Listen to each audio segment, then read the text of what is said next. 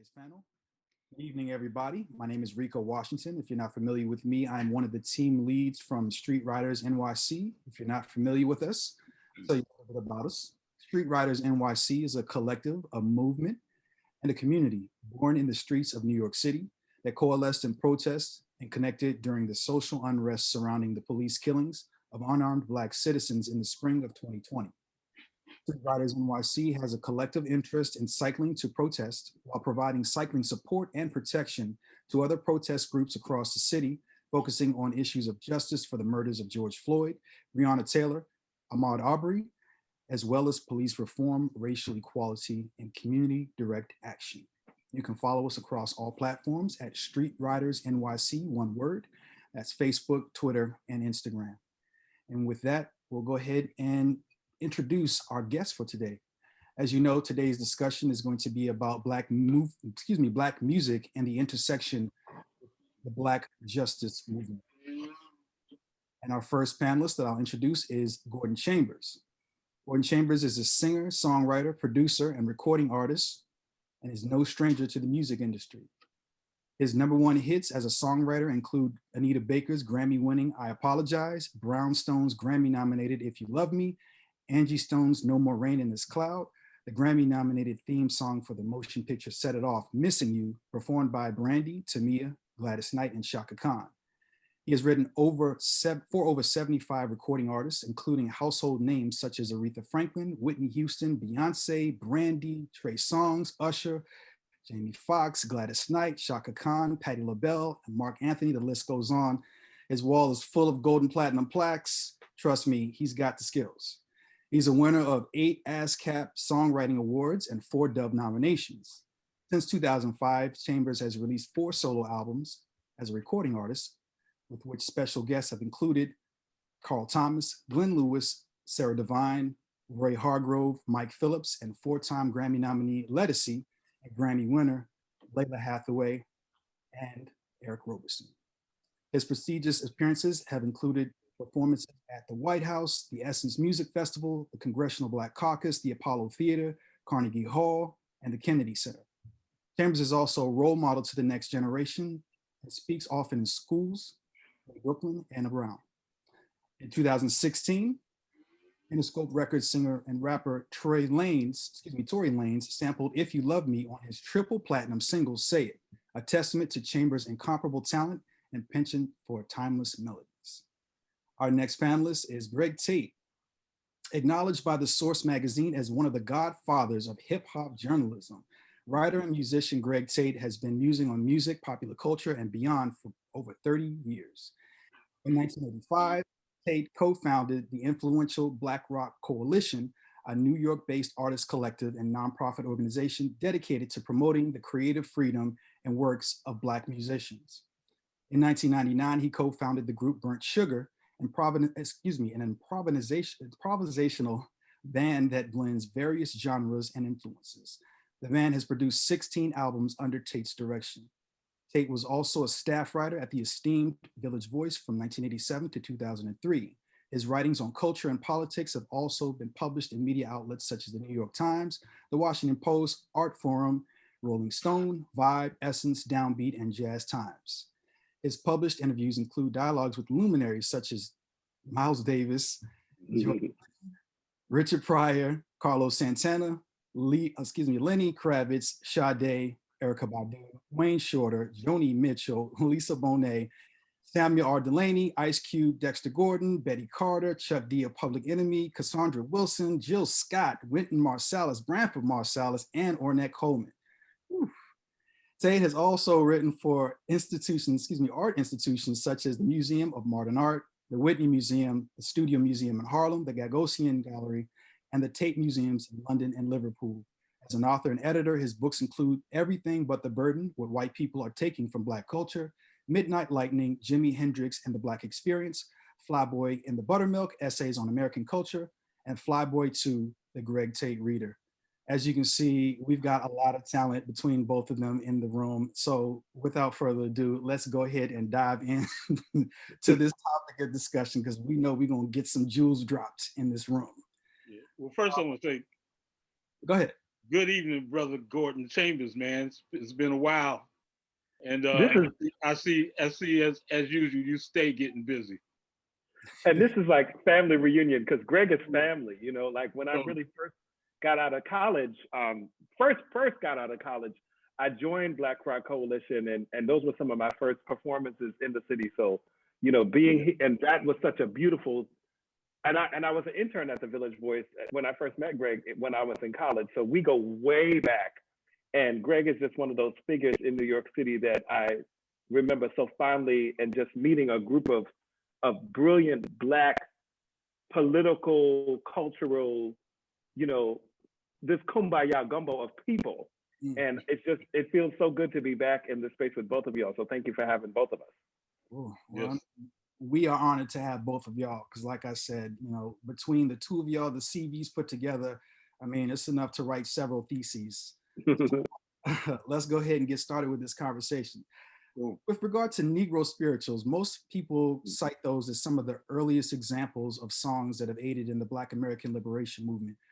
Why has the church historically been so instrumental in that fight for Black liberation? Well, I'm gonna let Gordon pick it up after. I just want to make a kind of foundational statement that Black spirituality, the Black adoption of Christianity, really predates the church, right? Because we know that figures like Harriet Tubman, Nat Turner, there really was no formal Black church that they attended, but the messaging of Christianity had made its way into the plantation, really as an attempt to subdue, to mentally subdue Black folks. The thought was that that the teachings of Christianity that Black folks would follow would be the ones that preached obedience to one's master. And in fact, the mythologies in there and the stories in there that we picked, were drawn to, were the ones that were about liberating oneself from master, from Pharaoh. So I'll let Gordon take it from there. Okay. It could not have been set up more perfectly. And for everybody watching, if you have not seen Henry Louis Gates, Skip Gates' newest documentary, The Black Church, it's a 4-part series that was just released on PBS. He really makes it very clear what Greg just talked about, how the roots of the church, there was meeting place. And sometimes it was just like, let the slaves gather, like literally, wherever, to just have time together. And sometimes in those meeting spaces, sometimes it had song, sometimes it had planning for, let's get out of here. Let's plan how we're gonna get out of here, literally. So, but even, I remember hearing and reading about how there were drum patterns in which slaves communicated with other slaves to actually send messages, sometimes of escape, literally through the drums, through the message of the drums. And this is something I do a lot of vocal coaching, and this is something that I talk to my students all the time. I said the root of all of American music comes from our people, comes from the field.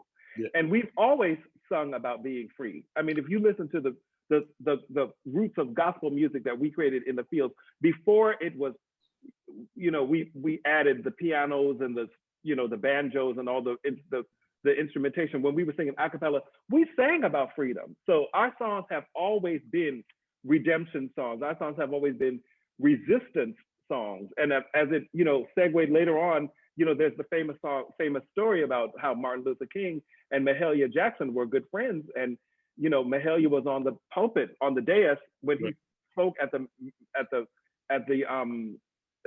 famous "I Have a Dream" speech, when she says, "Tell him about the dream, Martin."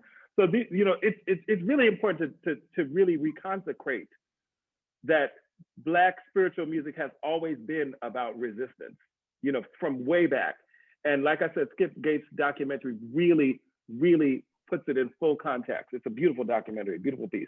Yeah, and I mean the thing is, like when you go back to the time of chattel slavery, and the introduction, the formal introduction of Christianity, you know, on the plantations, what becomes evident in terms of how we translated those songs into songs of freedom is the absolute genius of Black folk in developing code language, right?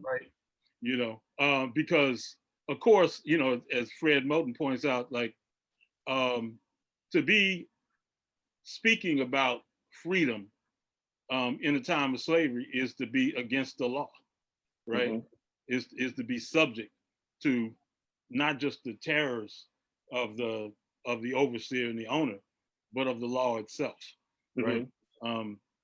And so, how do you speak about these things under the radar? You know, and we quickly understood that we could do this in song and in dance, right? Because as you move into the formal development of the church, kind of during, you know, particularly AME, Zion, and some other, you know, and some other denominations, there's a split, there's a class split that's going on in these churches as well, between the Church of Liberation and the Church of Accommodation, right? And so, so you can find these accounts of Black church leaders, you know, observing Black people practicing a form of Christianity that they find disrespectable, right, and problematic, you know, because one of the things in particular about the early, you know, what we call the Holiness Church, Pentecostal church, is that it was really not guided by this whole notion of a titular leader in the preacher. You know, it was guided by spirit and the way people manifested that. And in fact, anybody could take over the service, you know what I mean? And they could take over that service with not just lyrics, you know, moaning and humming, you know, and speaking in, you know, what's called speaking in tongues, right? And so, and out of that is so much of what we recognize as all our various forms of Black music, you know what I mean, that evolved in the late 19th century, you know, into the 20th. So, you know, I mean, blues mysteriously began somewhere around 1870s, 1880s. Nobody knows, but that form, you know, by the time it starts being recorded in the 1920s, you know, it's already like produced several generations, you know what I mean, iterations of it, you know what I mean, which is why you get to such evolved performers as like, you know, Mamie Smith, Bessie Smith, you know, Ma Rainey, you know, Robert Johnson, you know, because in what was, you know, what became Black vaudeville, you know, people were developing, you know, these skills as performers, you know what I mean, to be able to, you know, strike, you know, when the iron was, you know, got real hot around the time of performance, you know, but you know, I mean, we know that like certain songs, Follow the Drinking Gourd, Go Down Moses, you know, Frederick Douglass talks about I'm going to Canaan land, you know, all of these songs were ways in which Black folks could explicitly say we're getting the hell up out of here without anybody being the wiser. Right. You know what I mean? So that connection is just bedrock, you know. But then we know that Richard Allen, you know, I mean, he started you know, AME Zion Church because white folks did not want to practice Christianity with Black folks. So, or in fact, I think in one account I read, like, they could not abide by the notion of being on their knees praying next to Black folks, you know. So Black folks did what Black folks do. Well, you know, we'll start our own church. You know what I mean? Yeah. And you know, but yeah, I mean, I think it's important, you know, as James Cone did, you know, to kind of make this establish this division between a Black church that's organized around liberation, you know, and many of the people who participated in the Underground Railroad was certainly part of that church. Mm-hmm. You know what I mean? And another church that you know, became more accommodations, became more kind of riddled with a certain amount of class derision towards the folks that came off the plantations, because you know we're also dealing with these numbers that kind of mark the Black population in after the war, which is 4 million folks, you know, had the opportunity to lead those plantations, but there were 500,000 of us who had already been living free lives. You know what I mean? So and some, you know, and some of those folks were totally down with the revolution, and some were, you know, more accommodations, as we said. Yeah. So. And then just That's to really pick up on something Greg was saying about sort of there are two kinds of churches, like high church and get down, so to speak, which still exists. I mean, if you go to Harlem, you can go to one church on one block, which is pulled up, and then you can go right around the corner and get all the way down. But to me, hey Gordon, your volume dropped. Volume up a little bit. Oh, my volume dropped. Sorry about that. My earphone. Sorry about that.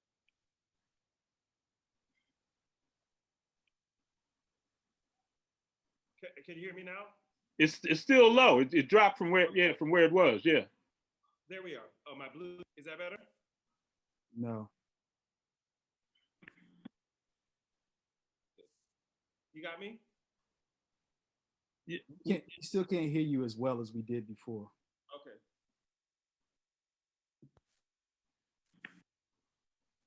Hello? Hello? Yeah, it's still a little distant. I don't know if you're using your headphones, right? Yeah. What it is. Yeah. Is it in now? Oh yeah. We got you. Gotcha. We got Sorry you. about that. Okay. Sorry about that. What I was talking about is, you know, there's still today high church and get down church, right? Which to me are both and have equally Like he froze up. kind of going to church in your. Am I there? Yes. Yeah. You just froze for a second. Yeah. Sorry. Going to high church, quote unquote, in your most refined refinery was kind of your way of showing I am dignified. Right. It's a form of protest, no matter what the white racist world thinks of me. This is what I think of myself. And going and presenting yourself and presenting your music in that setting. But then I think also, quote unquote, get down church, where you're more liberated, so to speak, you know, where the service is less structured, where you talked about, Nina Simone talks about this a lot in her documentaries, the church she grew up in. She said, you know, it wasn't as organized. The song might be led by the soloist, or somebody in the congregation may feel a song and just lead a song, and then the service was just, there was a oneness between the preacher and the choir and the congregation, and wherever the Spirit led is wherever the Spirit went. And that was also a form of resistance, because that was the essential idea, is that you may own, and from slavery, you may own my body, but you do not own my mind, and you do not own my spirit. Yes. You know, and next stop, you know, Little Richard, John Coltrane, you know, those ecstatic expressions of black sonic freedom. Right? Yeah. Yep. They come out, you know, both, you know, come out of the church. Yeah. Yep. A lot of them did. Yeah. Yeah. I mean, in fact, Coltrane's cousin Mary said, or one of his other aunts said that he sounded the way he did because he wanted to sound like the way his cousin Mary sang in the church. Like those were his models of inspiration, of what he was trying to get to, you know, as a saxophonist. Yeah. Interesting. I wanted to take it back a little bit to something you mentioned earlier, Gordon, about the relationship between Mahalia and Martin. In terms of relationships between figures who are known for their performances for as far as music, and then also as far as preaching. So it seems like Regina King's film, One Night in Miami, that recently came out in January, was kind of centered on the alleged relationship between Black iconic figures like Sam Cooke, Muhammad Ali, Malcolm X, and also Jim Brown during the early to mid 60s. So it's clear that Ali and Cook were friends, but did Cook and Malcolm have a friendship? Considering that Cook was a Christian and the son of a preacher, Malcolm was obviously, had pledged his allegiance to Nation of Islam. This would be quite a lesson in kind of contrast and tolerances. How common were those types of relationships between activists and Black artists? Well, I would say that, I think the thing is, we think about the world in which these folks existed as being like, I don't know, widely apart. But of course, this is the time of Jim Crow. So if you were in Harlem, you were gonna have a relationship. You're certainly gonna be aware of what Malcolm X was doing. Certainly gonna be aware of what Muhammad Ali was doing in the world. But I mean, I know that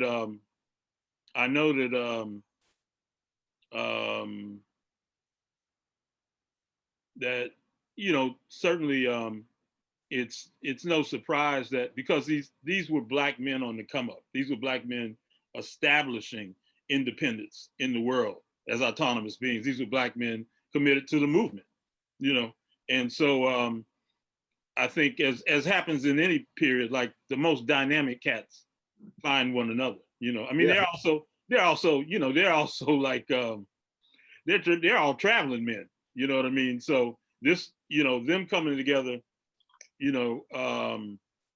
around Ali, represented a rarefied moment when they were all kind of off the road. And we know, because of where Malcolm was in terms of his story, that, he had been kind of censored in a way that took him out of the church, and he was just beginning to establish what his new venues were going to be. But I don't think, at that point in time, like, the religious identity of either one, was an issue. Certainly not for, for Malcolm, who famously talked about how, it doesn't matter whether you Muslim, Methodist, or Baptist, you still catch hell because you're Black. You know what I mean? And I think everybody, who was conscious, who was active in that moment, identify with that. Yep, I concur. Yeah, I think I get the sense from things that I've read that, it was not so much like this or that. It was like, it was, we're all trying to find our way, to ownership of our own bodies, identities, movement. And as long as, if you're for that, then, there's different tributaries, but it's all the same water. That's the sense that I get, yeah. Okay. Yeah. I mean, all of these men were connected and committed to, the movement, and the ambitions and aims of the movement, and the critique of America, of the movement, But I mean, we know that Sam Cooke, because of where his career was, the career he'd established, is, breaking through in Vegas and so much, was very cautious. So we know that, like, he only performed A Change Is Gonna Come, I think, live twice. And he held off the release of it for a year after recording and that first performance on the Tonight Show. Yeah. Oh, I didn't know that. Okay. Thanks for that. So from there, we'll talk about another movie that came out this year, which most people have probably seen, the Lee Daniels film, The United States versus Billie Holiday. So in watching that movie, we were kind of privy to a deeper understanding of how much of a price legendary jazz singer Billie Holiday had paid just to perform her song, Strange Fruit. The FBI had kind of castigated her till the day she died just for performing that song. And it wasn't the actual, the only time, it's not an anomaly, the first time that the federal government had actually intervened in the matters of a song or music, a body of music that they felt that was too, truth-saying. So in 71, Spiro T. Agnew, which was the vice president at that point, contacted the offices of Atlantic Records to cease the distribution of Eugene McDaniel's album, Headless Heroes of the Apocalypse. Why was the federal government Like, why do they have such a vested interest in silencing certain Black artists? Well, let's take it back, because the FBI, J. Edgar Hoover, heard about Claude McKay's great If We Must Die. Right. And from that, not only put him on a list of Negroes to watch during the height of the Garvey era, right? But in fact, the FBI began to establish an entire division that just followed Black literature, you know. And we know from, I don't know if you've seen the Gil Noble broadcast called Codename Othello, where he interviewed, on YouTube, definitely watch it.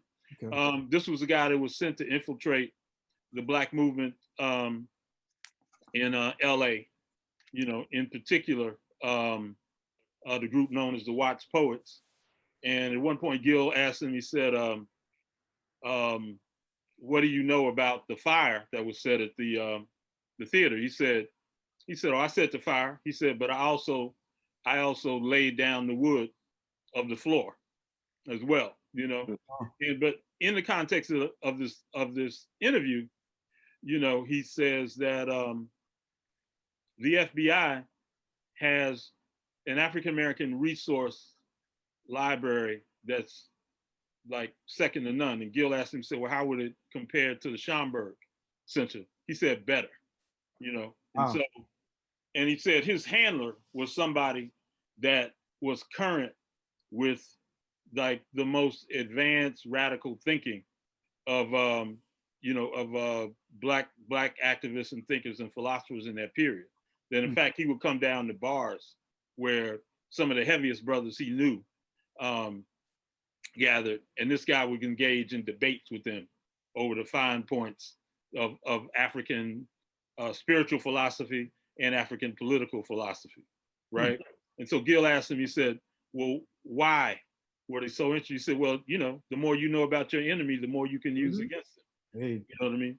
So, I mean, the thing is that Black dissent, and particularly Black radical intellectual dissent, has always been seen as like a threat, you know, to the ability to oppress Black people as a whole. So anybody who's bringing consciousness, you know, and certainly is like bringing a critique of the violence done to Black folks, and in fact is also bringing the whole notion of organizing to resist that, there's a problem. Yeah. So, and we know that, I mean, and Hoover was involved with destroying Garvey's movement, you know what I mean? So, you know, I mean, he spent most of his time in the 20th century, in fact, trying to destroy Black liberation movements. You know, we know that, you know about COINTELPRO. Absolutely. Right? Well, I think there's documented something like 1,000 and something COINTELPRO operations. And I think the numbers say that something like 900 of those were directed against the Black Panthers. Right? And then, of course, Hoover also put out that memo after King's death, which said, you know, we have to stop the rise of another Black Messiah, right? You know, so James Brown got on that list just because of Say It Loud, you know, and his ability to like speak directly to Black folks. Yeah. I think when you jump ahead a little bit, but yeah. I think Black artistry, you know, is about Black love.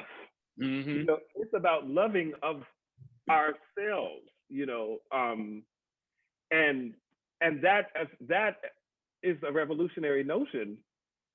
You know, and a frightening notion to those who hate us and to those who hate themselves. I mean, if you read about Hoover, this was a man who was deeply in battle with himself, because what he presented of himself was such a lie, you know, so that anybody artistic or, you know, in the movement that's standing up for Black love, you know, is going to elicit the enemy of hatred, because it's about love.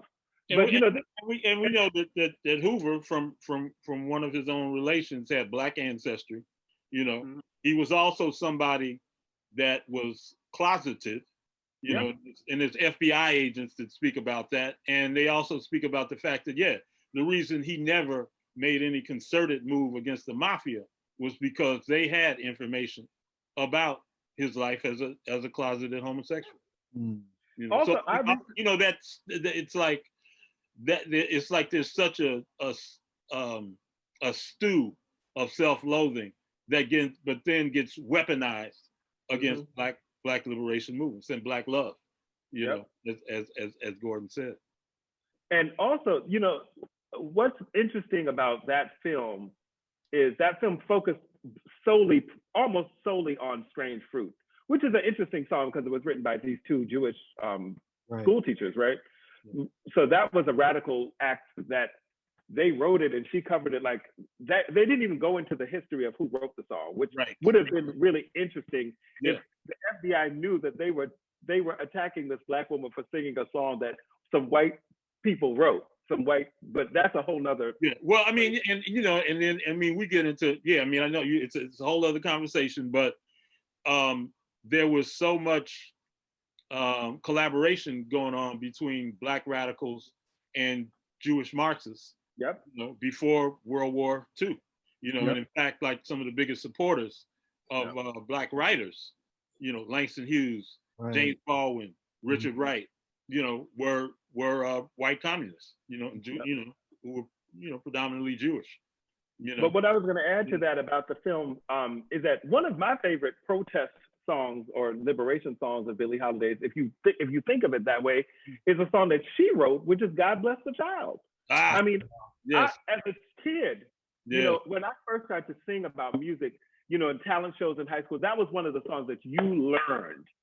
And it's really, Billie Holiday has not gotten the credit that she is due as a songwriter. And being that it's Women's History Month, you know, let's really big her up because the film did not focus on that. You know, it's one film, it's one slice of history, but Billie wrote "God Bless the Child," and that's about that is black self-love. That's a black self-love that might almost be as a black self-love anthem as the Negro National Anthem. Right on, 100%. You know? Yes. So I just had to throw that in there. But I also want to add that, you know, there's other artists. I was reaching, you know, they've just recently put on Amazon Prime all the episodes of The Soul Show, and I watched the Miriam Makeba episode, which was fascinating. When they interview Miriam, when she's now married to, you know, you talk about alliances between artists and political figures. She's at that point married to Kwame Ture.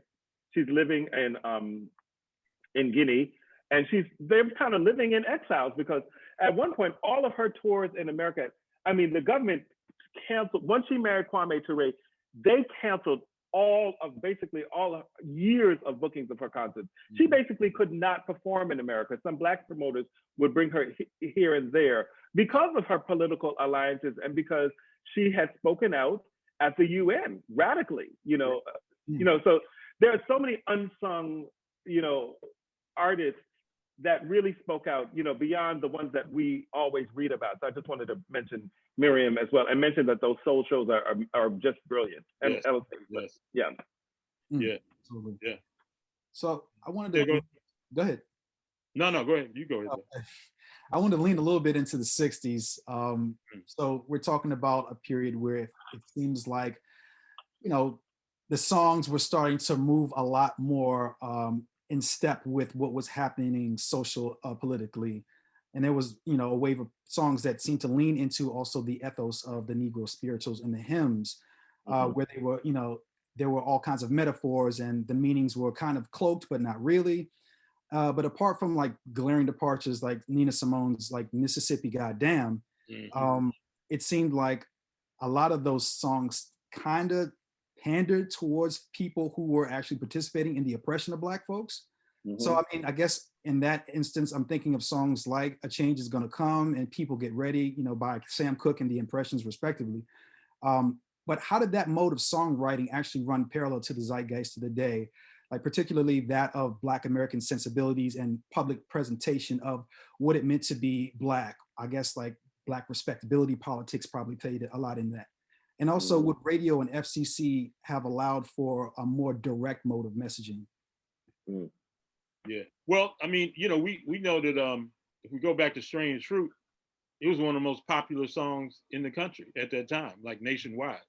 You know what I mean? Like people who weren't even thinking about Black folks, you know, like fell in love with that song. But I mean, in terms of Curtis Mayfield really becomes like the groundbreaker in terms of, you know, the series of songs he wrote in that period. You know, Keep On Pushing, We're a Winner, you know,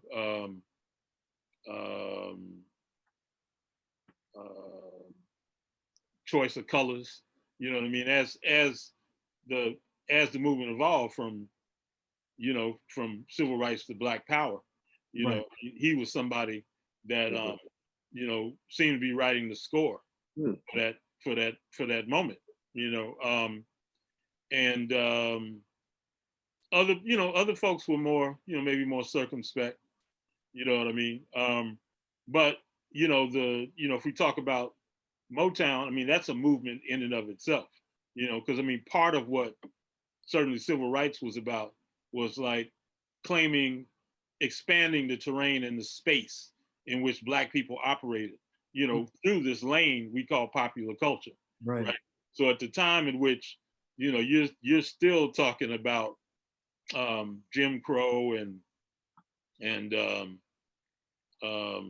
you know, some downtowns, apartheid-oriented restaurants and swimming pools and bathrooms and so forth. Like this Black music is breaking into an area that's really been denied it, you know, in mass, in terms of pop radio, and then venues like the ones in you know, the Vegas venues and so forth. You know what I mean? So, you know, but they're doing it, you know, with this sound that comes straight out the streets of Detroit.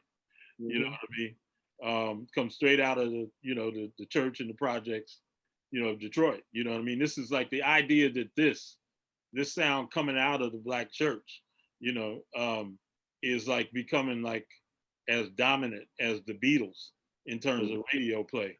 You know, well, that's a radical breakthrough too.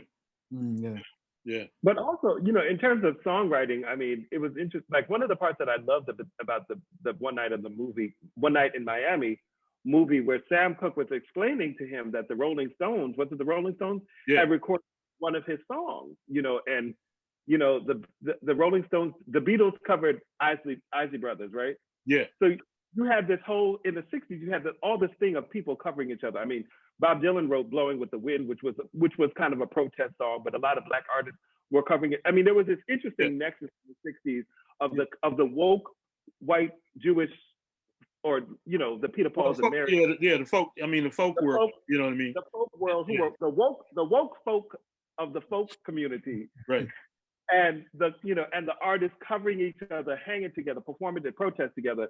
There was this beautiful communication that was starting to happen that I think was influential of some of the that they were influenced and cross-pollinating and covering each other's music. I mean, I remember reading recently that Dionne Warwick, even her song "The Windows of the World," is a Vietnam protest song that Bacharach, you know, wrote for her because they wanted her to have a, you know, her form of protest. And I think there's a lot of respectability politics in some of the presentation in the early part of the 60s.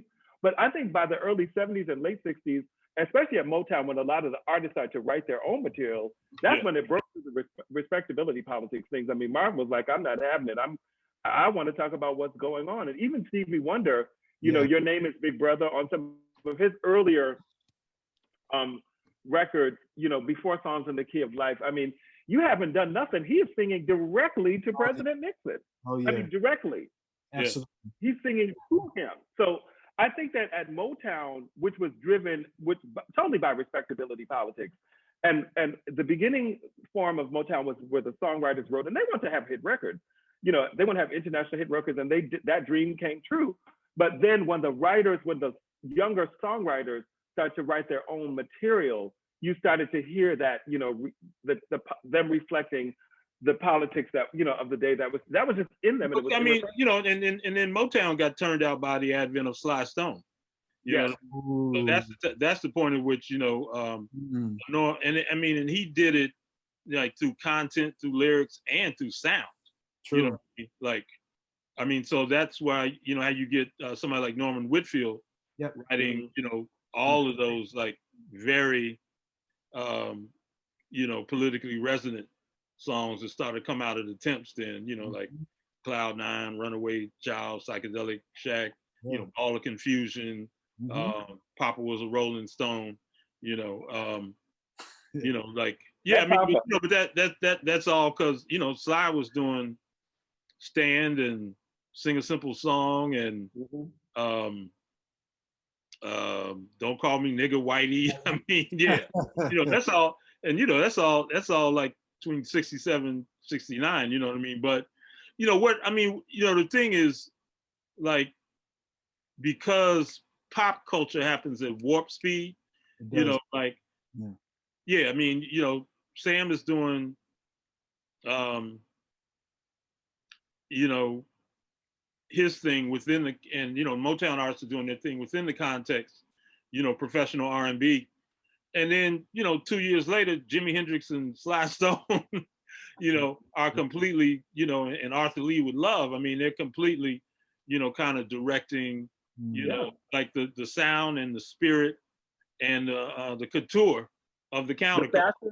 Yeah, you know what I mean? So, you know, and so it's like in the wake of that, you know, all the English artists are now following them in terms of so, you know, of so-called rock music, rock culture.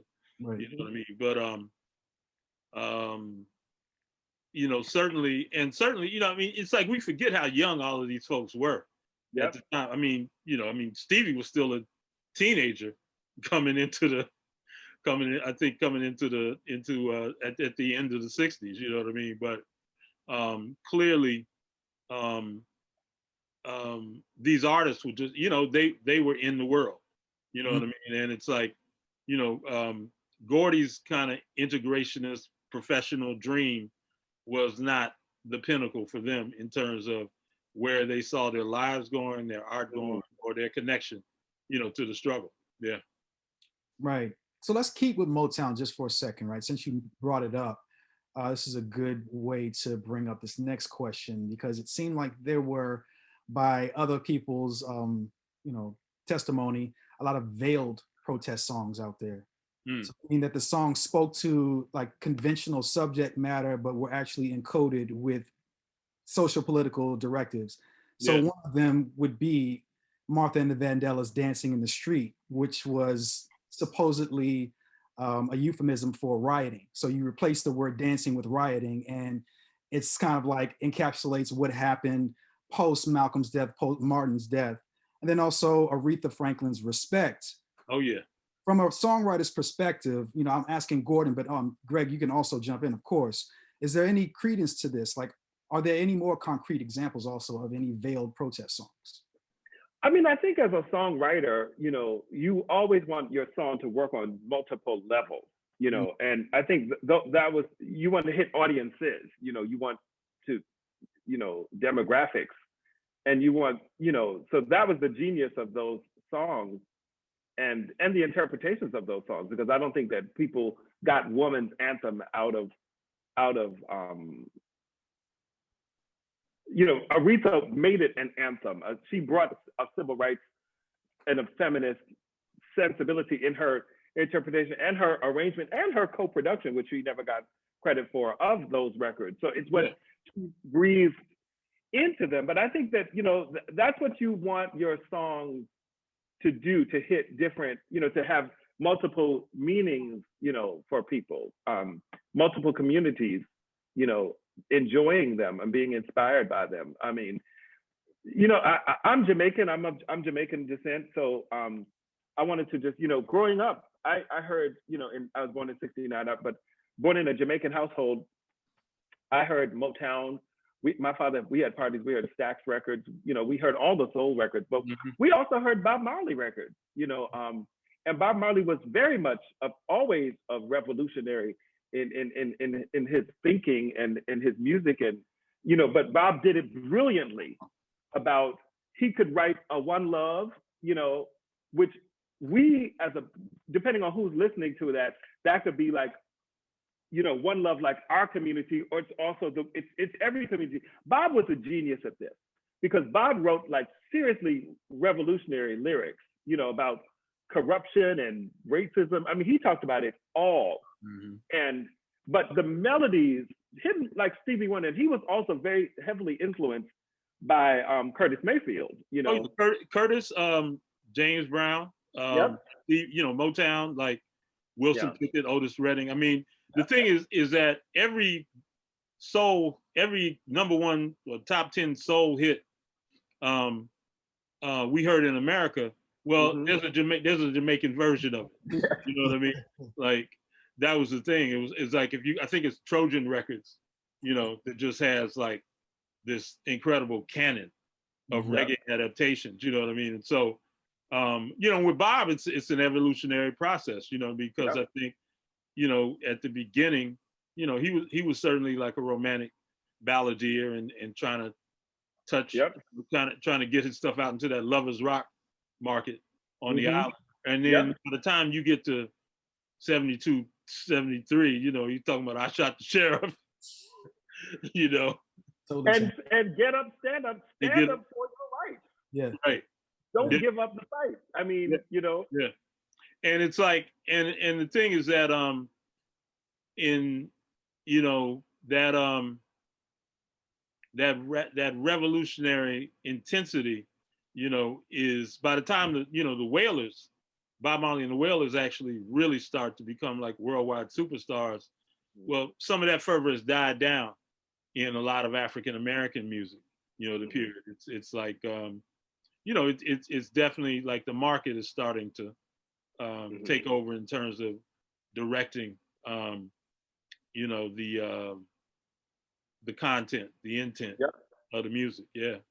Yeah, because he was peaking up right as like, you know, throughout the late 70s when we were just on the dance floor, and he was, you know, so I want to throw him in the mix, but I also wanted to talk about jazz because the evolution of some of the jazz politics over the years, you know, Sly Stone and Jimi Hendrix were great influences on Miles, you know, just the kind of music to play the Africanization of Miles's music. I mean, at one point he had 2 or 3 percussion players, you know, in his band. The rock and roll, and he brought Africa. I mean, at one point it was just like so much going on at the same time. But he was also, as a Black man who had, you know, who was raised completely in respectable politics, but you know, had come to New York and had been, you know, faced a lot of police brutality.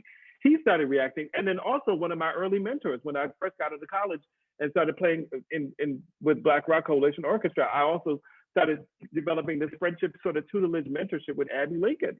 And her work with Max Roach is completely, you know, revolutionary. And I mean, because, you know, like that whole generation, you know, the beboppers, you know, I did an interview with Dexter Gordon, you know, and he really, you know, he said like, he sees his generation, Charles Mingus, Mary Lou Williams, Sonny Rollins, Jackie McLean, you know, he said, you know, and, you know, taking their cues from Charlie Parker, Dizzy Gillespie, you know, Thelonious Monk.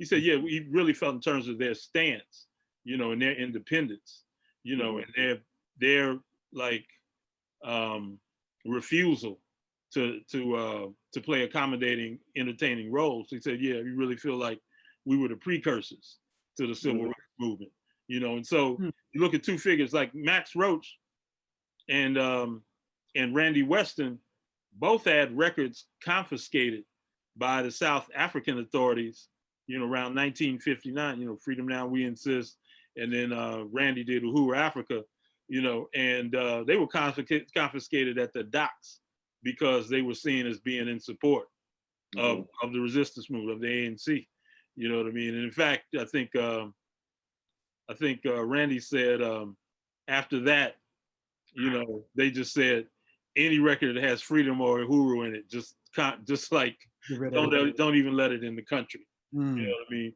But you know, you got to go back to you know, Duke Ellington and the kind of things he was writing, you know, that were so much in reverence to Black culture. You know, at a time when nobody was even identifying jazz as Black, right? You know, because it was so successful as the dance music of the time. But you know, he was doing, you know, black, brown, and beige suites. Beige fantasy, yeah. Yeah, fantasy, yeah. And you know, all these other, you know, he has all these songs then that are also tributes to various African nations. You know what I mean? He's got, you know, Harlem Air Shaft. You know what I mean? So he's speaking of the life of Black folks in the music. You know what I mean? Like, and then, yeah, I mean, and then you just get to what the, you know, Charlie Parker and Diz and Monk and those cats are doing. It's like, yeah, I mean, they're just making scrambled eggs out of the music. You know what I mean? You got to you got to kind of hang on for dear life. You know what I mean? Because they've gone into this realm of virtuosity and abstraction that purely speaks to, you know, like following their inner muse. You know, and then you just got, you know, there's a violence in the attack, you know, of Kenny Clark and Max Roach. You know, where it's like what they're playing is described as dropping bombs. You know, they're not keeping a steady beat, man. They're like all over the kid, you know, like making chaos and havoc, you know what I mean? And you know, like spurring, you know, these great improvisers on, you know what I mean? So there's a way, and then, you know, by the time you get to the, you know, you get to the 60s and you get what Coltrane is doing, like Songs of the Underground Railroad, you know, I think his first album for Impulse is called Africa Brass, you know. That's a great album. Yeah. And then there's just so much, it's so much of a par with the evolution in consciousness that's beginning to happen too. So by the time, you know, he gets to Love Supreme, well, he's also speaking to this spiritual awakening that's occurring in the Black Power movement, you know, because of Malcolm. You know, I mean, the idea of looking to Islam as an alternative to you know, certain notion of Christianity that's you know, that's practiced in the Black community. And then so you get to, you know, when you get to like George Clinton and Parliament Funkadelic and Earth, Wind and Fire, you get to people speaking directly about metaphysics in the music. You know what I mean? It's like, but that reflected the consciousness, this kind of Black countercultural metaphysics. You know what I mean? It just became very prevalent where, you know, I mean, people were moving into, you know, like meditation and yoga and, you know, other kinds of religious, you know, spiritual practices, you know, that, you know, defined spirituality for a generation. And, you know, that's certainly a part of the movement as well. You know, like that was so connected, you know, like, you know, I mean, the Black Arts Movement, Baraka talking about spirit house movers, you know what I mean? But his great teacher in that was Sun Ra, right? You know, who was one of the first people to really identify like a whole notion of Black spirituality that was cosmological. You know what I mean? Yeah. So you mentioned that there was a transition from civil rights to Black power. Let's stick with that because at that point, the lyricism, as we kind of mentioned before, wasn't as veiled. You know, you got Marvin Gaye's Inner City Blues, spoke directly to, you know, a certain cross section of Black folks' experience that was, as the Good Times theme song said, keeping your head above water, making a way when you can, sometimes you're not. You got Syl Johnson, Is It Because I'm Black? Isley Brothers, Fight the Power, very direct. Well, I mean, you know, and James Brown, Say It Loud was really like the tip of the spear. Senator, you know? Yeah. I mean, that's what, you know, because that record, again, like Strange Fruit, was incredibly popular among white folks. It's like, there's a clip of James Brown on Hugh Hefner's Playboy After Dark, where the audience is predominantly white and predominantly bunnies. Okay. And he's got them singing, Say It Loud, I'm Black and I'm Proud. I got to see that. Yeah, you know what I mean? So it's like, you know, because stuff was just, you know, I mean, stuff gets codified and maybe kind of evened out, you know, in terms of how this notion of how Black and white cultures engaging with one another. But stuff was really wide open, because of the anti-war movement, the hippie movement. It's like young Black folks, young white folks. The Panthers, certainly, they started on the campus of Berkeley. You know what I mean? Which is the same place. A lot of the anti-war movement and the LSD movement, counterculture. Just to go back to Dylan, it's like the Black Panthers 10-point defense manifesto. Huey Newton and Bobby Seale wrote that over like a weekend, listening only to Bob Dylan's Ballad of a Thin Man. Right? Like that was their inspiration. You know what I mean? It was like the way Dylan was just, the way he was like abstractly, talking about alienation and, the division between an establishment perspective, status quo, and those of, countercultural visionaries like himself, you know what I mean? So, it's such a richer story to be told than just about what happened in the context of, like R&B of the time. You know what I mean? Absolutely. Yeah.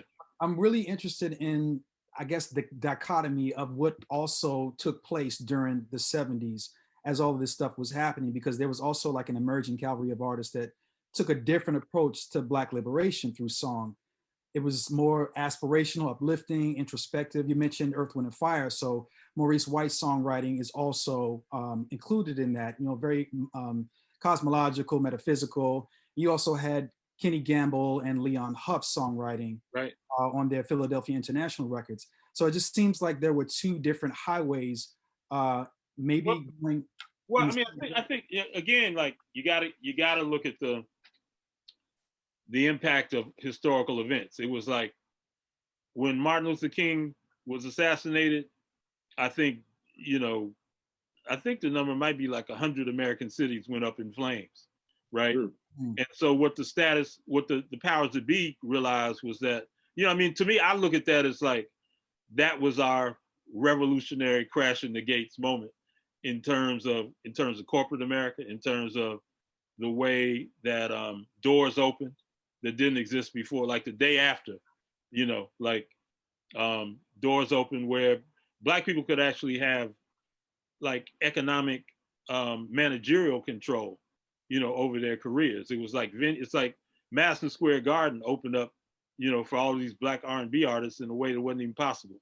Like the day before, the year before, people worried about like if people were still gonna come to the Apollo, because now people could play all these Black venues. It's just like, in some ways, it's analogous to this moment now, where it's like, there's a disadvantage that the government and corporate America realizes, that the very stability of the country is at threat if you don't like stop, relegating Black folks to, to these very limited spaces, these very limited opportunities. So, the show Soul begins to happen, I think, like around 68, but it's the precursor for Don Cornelius's Soul Train, right?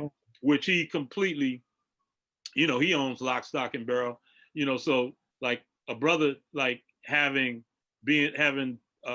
creative producer control over his own like broadcasted show of Black culture, it wouldn't have happened, without those insurrections that occurred in the wake of King's death. And then you look at something like, Melvin Van Peebles' Sweet Sweetback. Yeah.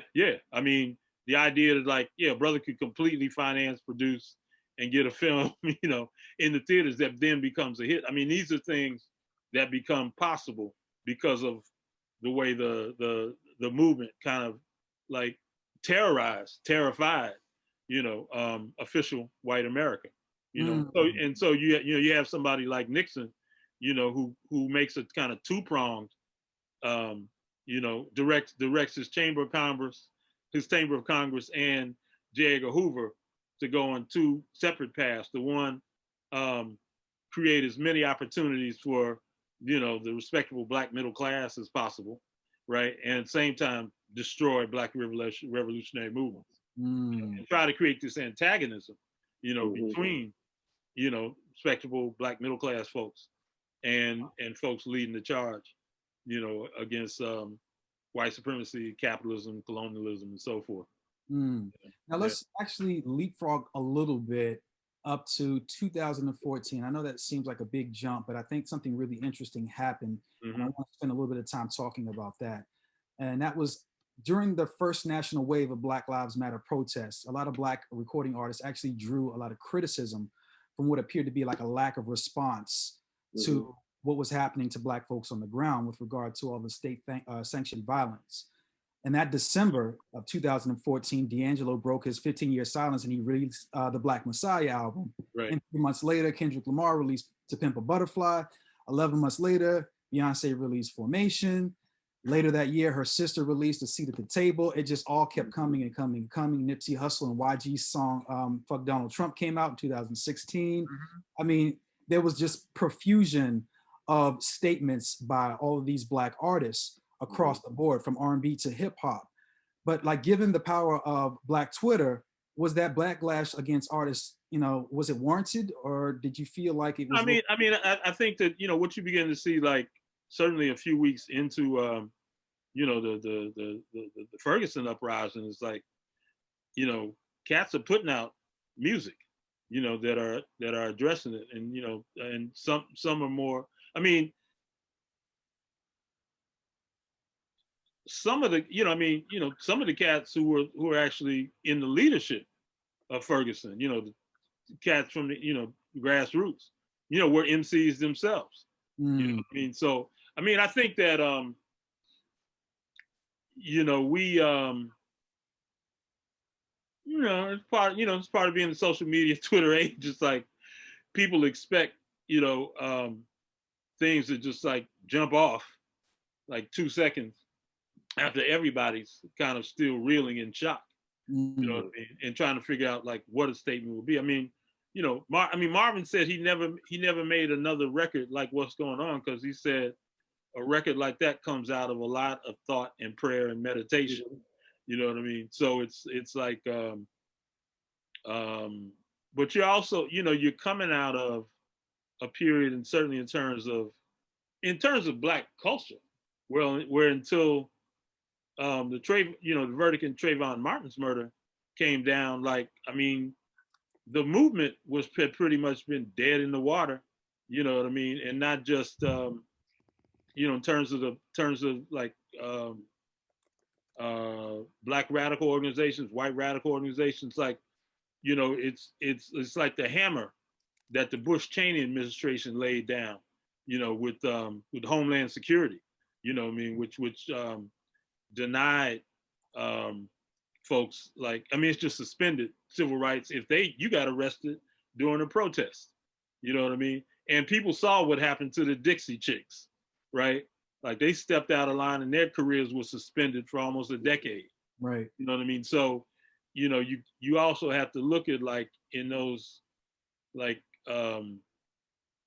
it's like the most radical statement that people remember from the Bush-Cheney years is Kanye's. You know what I mean? Right. Saying, you know, George Bush doesn't like Black people. Well, in the context of the way in which, you know, they'd marshaled so much xenophobia and so much like jingoism, you know, rah rah America, you know, out of 9/11, you know, like, yeah, folks were spooked. So by the time you get to, you know, like, you know, 2008, 2010, you know what I mean? Folks are just thawing out, you know what I mean? It was like, and I mean, you know, but there were definitely artists that kind of step to the arena, like early in the advent of the Ferguson insurrection. You know, I mean, I think brother's name is J. Poe. He's from the area. And then J. Cole, of course, and Talib Kweli was one of the first people on the ground, man. You know what I mean? So it does, you know, and I mean, you know, the thing is, like, if you want to look at Stevie and Marvin's records, you know, I mean, they come out, like, the Black Panthers have been formed like since '66. You know what I mean? Sly's been doing his thing. So you know, and you know, I mean, Jimmy, you know, but it took until really 70 that, you know, those artists, like our most kind of radical thinking and then radically innovative artists, you know, and, you know, Jimmy at Woodstock and Jimmy with Machine Gun, you know what I mean? Sly with There's a Riot Going On, you know, and then Curtis, I mean, all those great records he does as such as a solo artist, you know, if there's a Hell Below and We're all gonna go. Right. Yeah. Gordon, The I want to ask junkies and the whiteys. huh? The junkies and the whiteys. Oh yeah, that song is something else. The It's so lyrics, cold. he was not playing. Being that you worked with Beyonce, I want to kind of like level this last question at you. And of course, like I said, Greg, you can always jump in with some knowledge. So last summer, we know that Beyonce released Black Parade, which was a very, you know, self-appraising song for Blackness and everybody with melanin. And it was nominated for 4 Grammys this year. One of them was Record of the Year. So, but in the song, she also name-checked the Black activist Tamika Mallory, one of the founders of the activist organization Until Freedom. What is that, you know, like those nominations, like what do they signify? And if it would have won, it didn't. What if it did win Record of the Year? How could that win have been used as fuel in the recent wave of protests in the fight for Black liberation? I mean, I think a nomination is a win. You know, talk about I think it is. You know, to be nominated is a win. You know, so I think, you know, people can get into, well, it didn't win, but if it was nominated, that's not a loss. You know, and the NARAS as an organ, I've been a member of NARAS for years. NARAS is slowly. Martin Luther King said it's a slow arc of justice. NARAS is changing. I was on a Zoom meeting last week, you know, where they formed sort of a new Black wing of NARAS, you know, to focus on some of the, you know, they are slowly shifting. You can see a very different, you know, nominations. I mean, this year, a lot of the Grammy nominated songs and Oscar nominated songs are today's kind of protest songs. I mean, the R&B song of the year was I Can't Breathe by her, you know, so, and Black Parade didn't win Song of the Year, but Billie Eilish, you know, in her nomination, in her Grammy, in her win, dedicated, she said, you know, Beyonce, Adele, you know, that year, she said, this was Beyonce's year. Those are wins in a sense. But I think that, you know, to talk about what Greg was talking about earlier, you know, from 2013 to now, you see, you know, these things in cultures, it takes a while. Just like Greg said, the Panthers started in '66, but it was the '70s before we had some of the protest albums that were made by some of the mainstream artists. Things flipped. I mean, look at Afropunk. I remember going to Afropunk when, you know, it was 50 people, you know, around the corner at one of the parks. And now it's, you know, this. I mean, it started out in the parking lot. I was there. And now it's this global, you know, brand that has grown. I think that something beautiful is happening in the culture where the I don't want to say the fringe, but I'm trying to find the word where it is affecting the mainstream. The mainstream is responding, and I think the artists are awakening.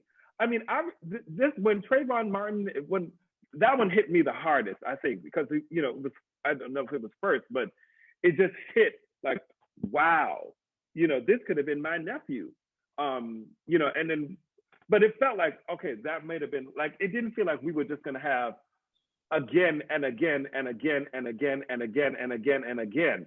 That stuff shifts the respectability politics in the music industry, in NARAS, in the film industry. I mean, this year, if you look at the Oscar nominations, so many of the nominated films, including the producers of of Judas, 3 Black producers have been nominated for as producers this year, because you had 3 Black producers of Judas.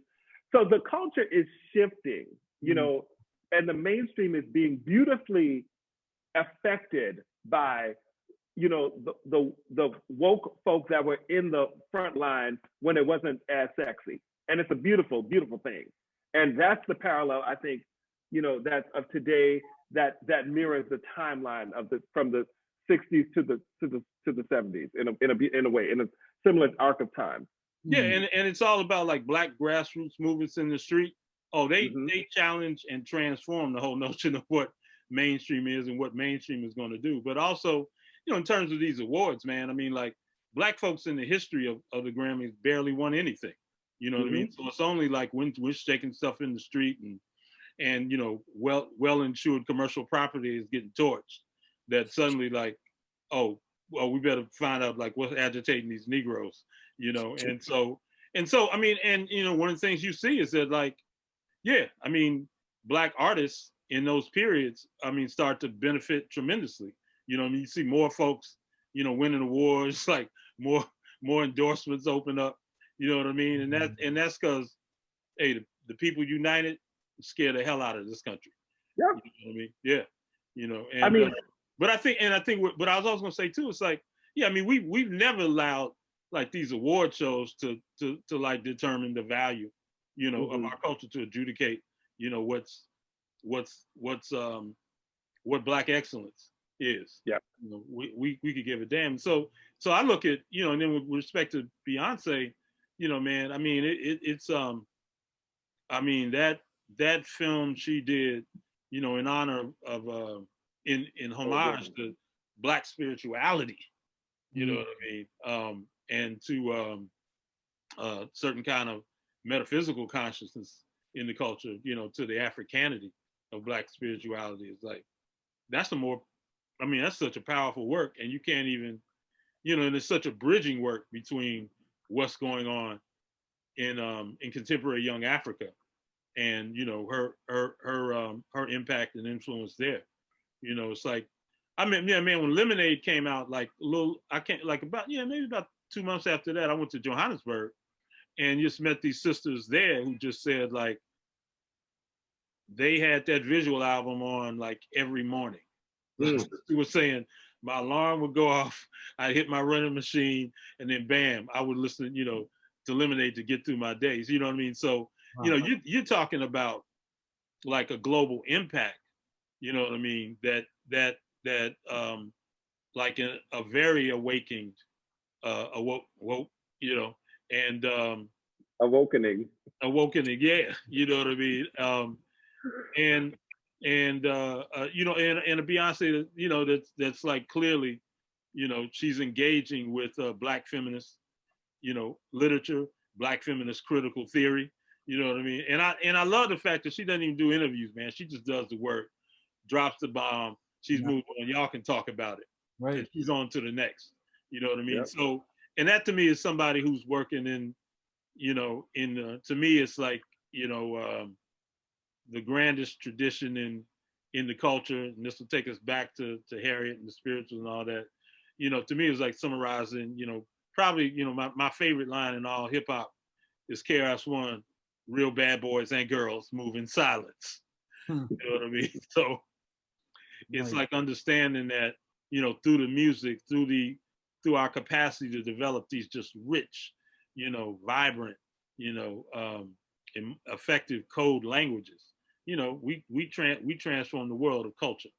Yeah, like, and have done so for at least 160 years now. Yeah. Word. Wow. So much to talk about and unpack. So much that we haven't discussed. Maybe there's a part 2 in the future. I don't know. Hey, but, why not? Yeah. But for the time being, I would like to again thank both of our panelists for being so gracious with their time and energy and their knowledge base. We appreciate you and everything that you do for the culture. Just briefly let folks know where they can follow you if they want to keep up with what you're doing. Yeah, I'm pretty active on Facebook. I'm old man, old school like that, I